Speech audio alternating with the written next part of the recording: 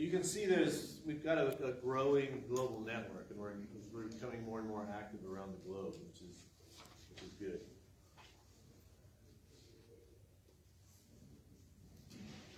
After this, we may have 10 minutes for discussion.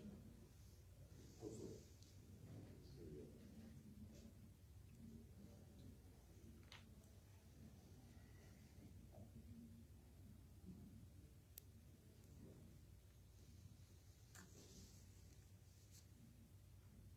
What's happening?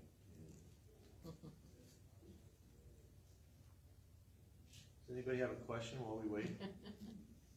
We take advantage of the time. Maybe you should talk a little bit about the efforts to create roundtables in cities in the U.S. Yeah, that's one thing we want to do.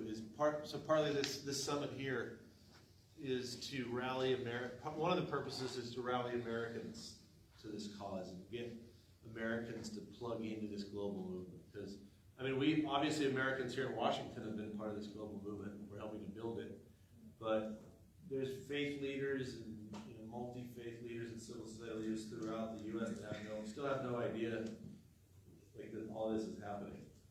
For instance, I met with 5 different faith leaders down in Tampa Bay 2 weeks ago or so, and they had no idea any of this was happening. So I gave them a briefing. But a couple of them even were moved to tears. They were so touched by what they saw happening, and they actually immediately wanted to become part of this. So I gave them a link to watch the live stream of the summit, and I told them we'd be following up with them later. But that is one of the things is we want to, if people in American cities want to set up roundtables, we're going to help them set up religious freedom roundtables in cities throughout the U.S. So you have Wade's over here helping build a national network of roundtables throughout Kazakhstan. We can do the same thing here in the U.S. and that way we'll get more Americans will become part of this global movement to advance religious freedom for everyone everywhere. I think that's a good thing. Great. What about the business community coming in? No, that's true. You heard a lot from Brian Grimm the last 2 days.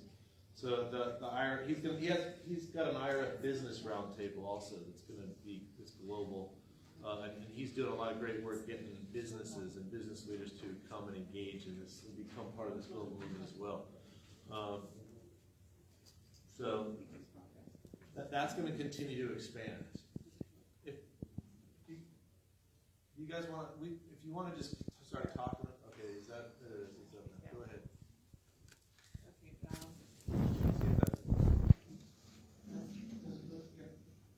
Can you guys hear me? Okay, all right.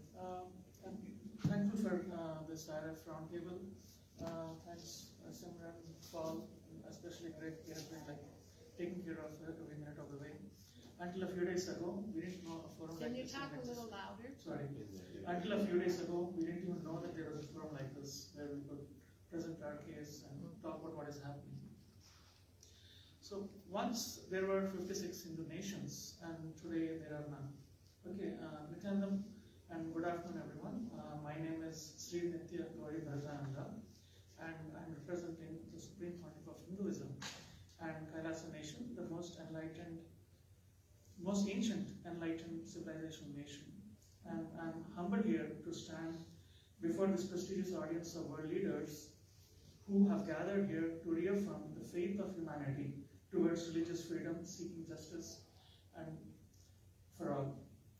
The Guru-disciple lineage is the essential foundational core of Hinduism, and it is not just unique to Hinduism. Swami Vivekananda, Paramahamsa Yogananda, Maharishi Mahesh Yogi were descendants and representatives of this ancient enlightened Guru-disciple lineage.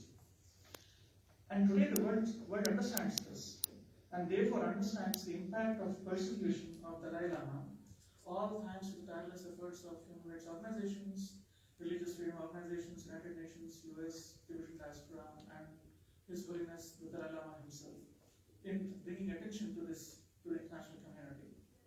However, a very similar, virtually unknown persecution of the lineage of Hindu gurus is happening in India.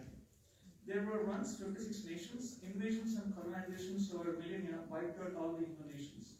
Hindu genocide, the Hindu persecution, destruction of Hindu civilization, has been unheard, untold, unrecognized.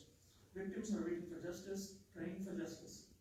My Guru, the Supreme Pontiff of Hinduism, Jagat Guru Mahasanidhanam, His Divine Holiness, Bhagavan, Nithyananda Paramashivam, identified as an incarnation, as the Supreme Pontiff of Hinduism, by thousands of Hindu religious leaders, and is the current incumbent spiritual emperor of 17 such cultural nations.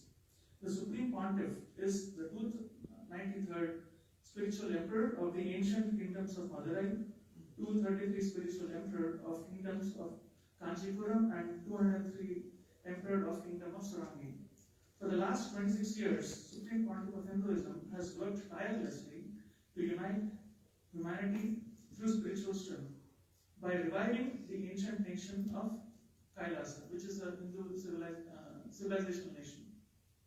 In doing so, Supreme Pontiff of Hinduism was recognized by the leaders of the world, but at the same time brutally attacked by the neo-Hindutva political terrorists who divided people based on false notions of caste supremacy and hate towards all sacred guru-disciple lineages and destroyed them.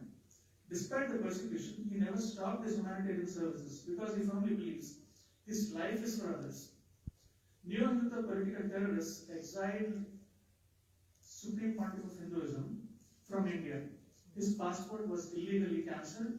The Hindus lost the right to practice their religion in India. Dispossessed Hindus worldwide who lost the right to practice their own religion were inspired by the countless sacrifices of the Supreme Pontiff of Hinduism, who bore the maximum brunt of persecution, created KAILASA. Today, KAILASA is the only Hindu nation. Ahimsa, non-violence, spiritual strength are the only future for human unity, and KAILASA stands for it. Today, I am humbled to speak for KAILASA. The vision for Supreme Pontiff of Hinduism is to unite humanity through spiritual strength. I am extremely grateful for your audience and look forward for future engagements. It is very important that this roundtables and subsequent members recognize the persecution of Supreme Pontiff of Hinduism. This story has never been told. It's been happening for 10 years. And until today, we never got a chance to speak about it. Thank you. Nithyananda. Thank you, Bill.